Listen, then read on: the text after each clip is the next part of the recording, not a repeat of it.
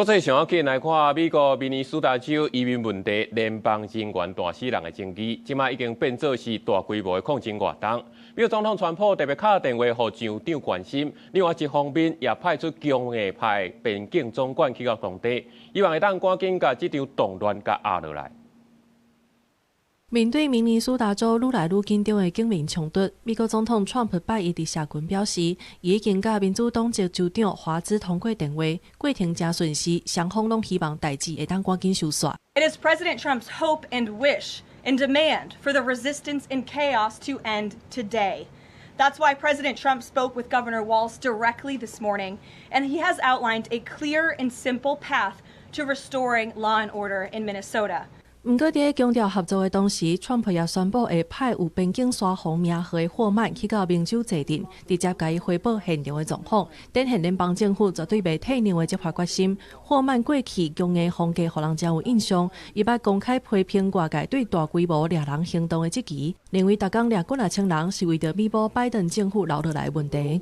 And for those that say 3,000 a day is too much, I want to remind them: do the math. We'd have to arrest 7,000. Every single day for the remainder of this administration, just to catch the ones Biden released the nation.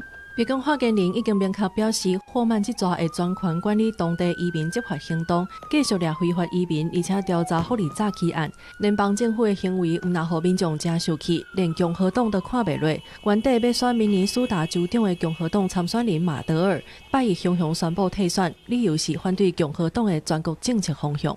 But today, I announced the end of my campaign. I have two primary reasons for this decision.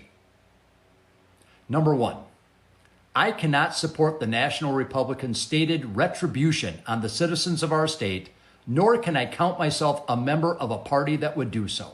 伊批评即马的执法行动已经超过维护公共安全的范围，甚至互有色人种惊吓过日子。这种无差别的手段毋但危险，更加互伊无通继续认同家己的党。除了街仔头抗争，冲突也拖起到法庭。明州检察总长紧急甲法院申请禁制令，想要阻挡加派3000个 ICE 人员进驻。毋过法院态度真保留，也未做出裁决。